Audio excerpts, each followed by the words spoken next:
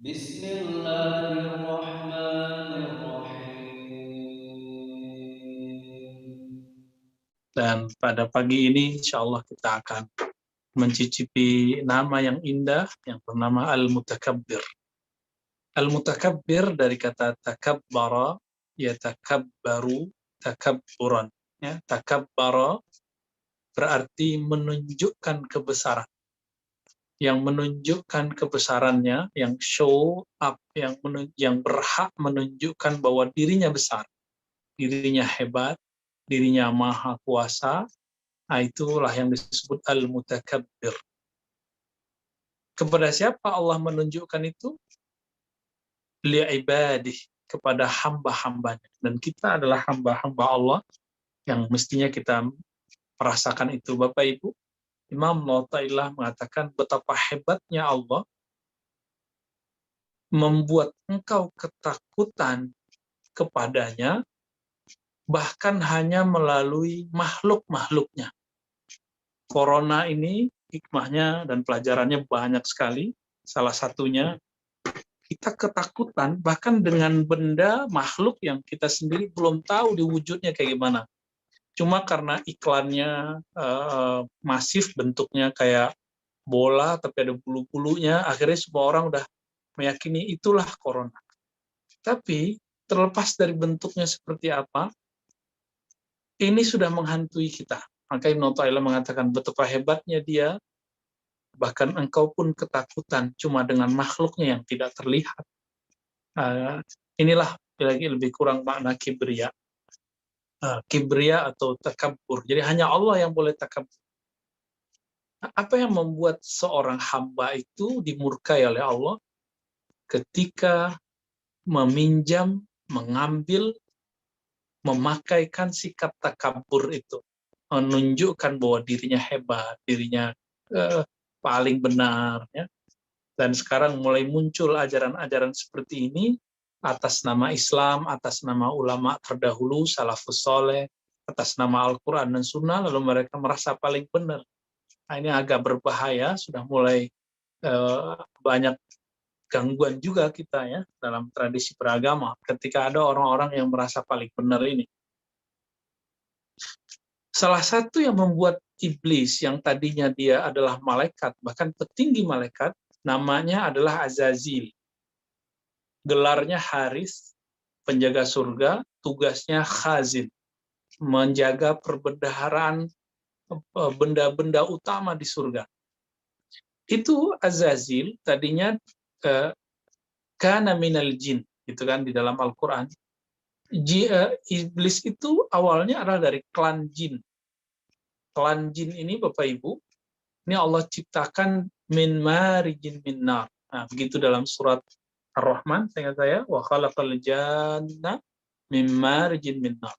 Allah ciptakan klan jin yang bernama, klan besarnya namanya Al-Jan. Dari apa? Dari luapan api neraka. Dari, ya kalau kita sebut mungkin bunga-bunga api itulah. Nah, dari sinilah iblis itu dicipta. Dulu namanya masih Azazil. Ketika dulu klan jin ini sebelum Nabi Adam diperintahkan mengatur bumi, mengurus bumi, yang berkuasa, yang mengisi bumi ini adalah mereka, kelompok jin ini. Waktu itu kelompok jin, Bapak Ibu, itu masih bertubuh fisik. Dia masih punya sosok fisiknya, jadi bisa dilihat secara fisik. Tapi mereka ini merusak di muka bumi karena kesombongannya. Ya.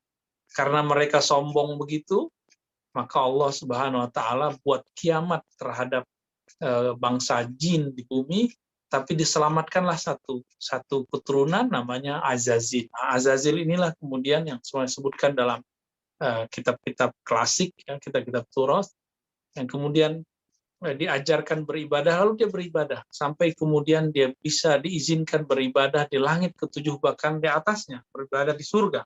Dan itu ribuan tahun. Bahkan iblis itu dulu yang bernama Azazil itu pernah menjadi pemimpin malaikat. Tapi dia karena tercipta dari api, Maka api ini kan gerakannya naik terus ke atas. Ingin show up. Siapapun mendekat kepadanya bisa terbakar. Maka si Azazil ini berkata kepada Allah, ya, seandainya aku memakaikan kebesaranmu ya Allah. Nah, inilah yang diabadikan dalam Al-Quran, yang kemudian membuat dia tidak terima ketika Sayyidina Adam diangkat jadi khalifah dan semua malaikat disuruh sujud. Apa kata Allah? Aba wastakbara wa kana minal kafirin. Ada dua karakter Azazil, karakter iblis, yang kalau itu ada pada kita, berarti kita pengikutnya dia. Aba itu artinya enggan. Dan yang kedua, istakbar. Istakbara adalah sikap mengambil takabur sebagai karakter. Jadi istakbara ini sikapnya iblis ketika dia menunjukkan bahwa dirinya lebih hebat. Nah, apa kata dia kepada Allah? Ya Rabb, bagaimana mungkin engkau menyuruh aku sujud kepadanya, sedangkan aku dari api, dia dari tanah. Nah, maka di sini Bapak Ibu yang melakukan Allah, takabur ini bisa disebabkan oleh beberapa hal. Pertama, asal usul. Kalau kita sekarang barangkali ras. Jadi tidak ada jaminan kemuliaan suku Minang, suku Melayu, suku Jawa, suku Sunda, suku Bugis, suku Banjar itu lebih baik daripada suku-suku yang lain. Nggak ada. Suku Arab lebih mulia dari suku yang lain, nggak ada. Nggak ada jaminan. Siapa yang menganggap asal usulnya ini lebih baik daripada suku yang lain, maka dia telah mewarisi karakter iblis. Nah, berarti dia termasuk takabbar, istakbara, yastakbiru. Ya. Nah, sikapnya itu takabbara, ya takabbaru, takabburan. Ya. Nah, ini berbahaya. Maka Allah Subhanahu Wa Taala pernah memarahi iblis, dan kalam itu diulangi kepada Nabi Muhammad sebagai kenangan. Apa kata Allah? Al-kibriya uridai. Kebesaran, kesombongan itu adalah ridaku. Rida itu selendang yang ditaruh di samping.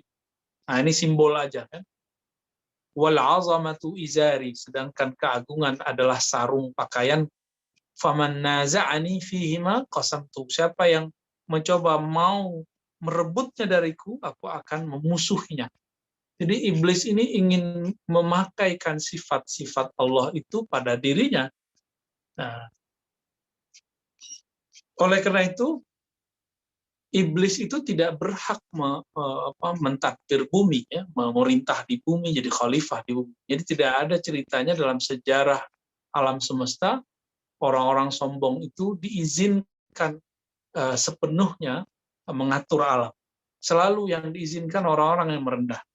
Ternyata yang nggak pernah dianggap selama ini, yang sumbernya dari tanah yang diinjak, itulah yang menjadi khalifah di muka bumi. Apa kata Imam Zarruq? Ya? Nama ini, ya, nama Al-Mutakabbir ini jami' li ma'ani tanzih. Ini dapat mencakup semua nama kesucian Allah. Maksudnya gini, kalau kita membayangkan Allah itu baik, Allah lebih baik dari semua itu. Nah, itu maksudnya mutakabbir. Allah lebih hebat, lebih dahsyat dari semua itu. Kita membayangkan Allah itu besar, Allah lebih besar dari apa yang kita bayangkan. Karena akal kita punya keterbatasan, maka kita cukup mengatakan saya percaya Allah SWT maha hebat, maha besar. Ya. Kemudian Imam Zarruq juga mengingatkan, jadi yang pakar kita Asmaul Husna ini, yang saya jadikan sumber kajian untuk Bapak Ibu, itu karya Imam Zarruq, judulnya Al-Maqsad Al-Asma.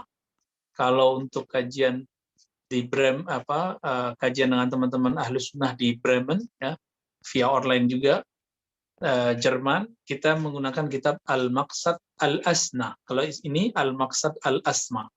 Kalau yang untuk Bremen, saya pakai kitab Imam Ghazali. Kalau untuk Bapak Ibu, saya gunakan kitab Imam Zarruq. Ada beda dikit, ada tambahan perbedaan. Lebih ringkas yang ini. Apa kata Imam Zarruq? Imam Zarruq ini salah satu tokoh ulama yang mewarisi spiritual kerohanian Imam Abdul Hasan Syadzili. Kata beliau, man arafa kibriya'ahu lam yabqa lahu fil kibri nas. Orang-orang yang mengetahui betapa hebatnya Allah, betapa besarnya Allah, maka tidak akan tersisa sedikit pun kesombongan di dalam kalbunya. Jadi Bapak Ibu, kalau ada orang alim, sombong dengan ilmunya, orang yang hafal, sombong dengan hafalannya, orang kaya, sombong kekayaannya, orang cantik, orang yang gagah, ganteng, sombong dengan keindahan wajahnya, dan segala macamnya, itu berarti dia belum benar-benar mengenal Allah Subhanahu wa Ta'ala. Betapa hebatnya Allah, ya. Kita terlahir itu bukan kita yang mengurus. Jadi orang tua itu kan cuma melakukan perkawinan. Tapi siapa yang kemudian mengurus penyatuan antara nutfah, ya, dengan sel telur dan segala macamnya, itu Allah. Kalau orang itu paham bagaimana hebatnya Allah ngatur ini, maka nggak ada kibir dalam dirinya. Wazalat da'awihi wa mahawi, maka orang-orang ini akan merasa malu kalau merasa dirinya pinter. Ya. Fasafat nafsuhu wan taba'at lil haq. Di saat itulah jiwanya menjadi bersih. Ya. Lalu baru dia siap untuk menghadap Allah Subhanahu wa Ta'ala. Bapak Ibu, selama masih ada kibir, sombong sedikit saja di kolbu dalam diri kita, itu nggak akan bisa masuk ke hadirat Allah. Nah, hadirat Allah itu ditandai dengan taman-taman surga. Bahkan surga itu sendiri, apa kata Nabi? La yadkhulul jannah. Tidak masuk surga orang yang di dalam kolbunya, di dalam hatinya, ada sedikit merasa besar, sedikit merasa lebih baik, sedikit merasa pinter. Nah, itu nggak masuk. Ya.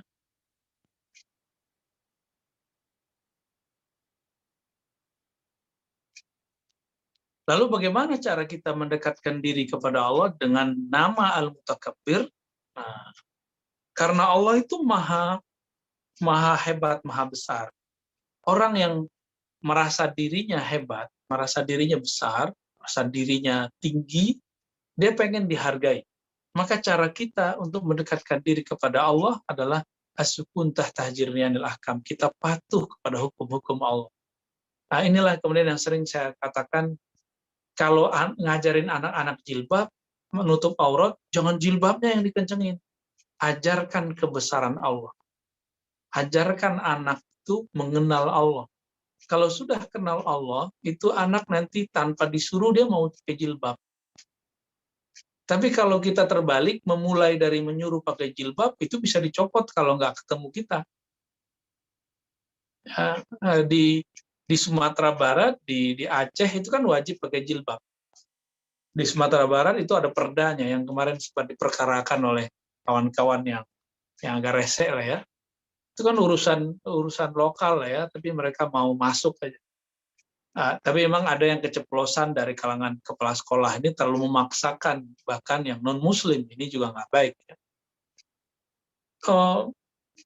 Ketika si anak-anak ini pulang sekolah, siswi-siswi ini dia nggak pakai jilbab lagi. Kenapa? Karena dia pakai jilbab takut dengan peraturan sekolah. Jadi tidak diajarkan bagaimana mengenal siapa sih yang nyuruh pakai jilbab. Itu nggak diajarkan. Jadi kenalkan dulu siapa yang nyuruh pakai jilbab ini, yaitu Allah, sifat-sifatnya, kebaikan-kebaikannya, baru kita masuk kepada hukum-hukumnya.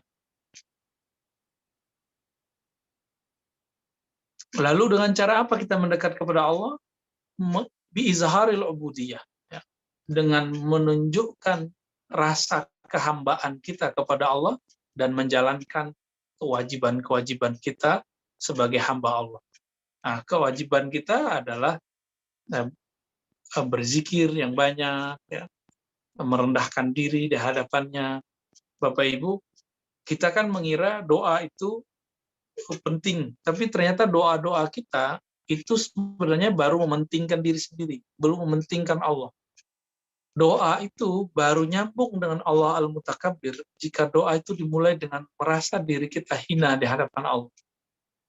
Jadi maka doa-doa ulama seperti Imam Zarruq itu kalau berdoa, Imam Abul Hasan Syazili kalau berdoa, itu nggak berdoa minta sesuatu. Berdoanya bagaimana Allah memaklumi kehinaan dirinya, lalu memberikan cahaya pancaran kebesarannya dalam hati. Nah, ini perbedaan antara doa para ulama ahlullah dengan doa kita. Kalau kita doa ngasih tahu hajat ke Allah. Kalau mereka enggak. Mereka doa itu gimana supaya maksimal ibadah kepada Allah, supaya maksimal mengenal Allah Subhanahu wa Ta'ala. Nah, kalau sering-sering baca Al-Mutakabbir ini, maka Allah akan memberikan pancaran al-jalalah, ya, kemuliaan pada wajah orang ini, baik di dunia ataupun di akhirat.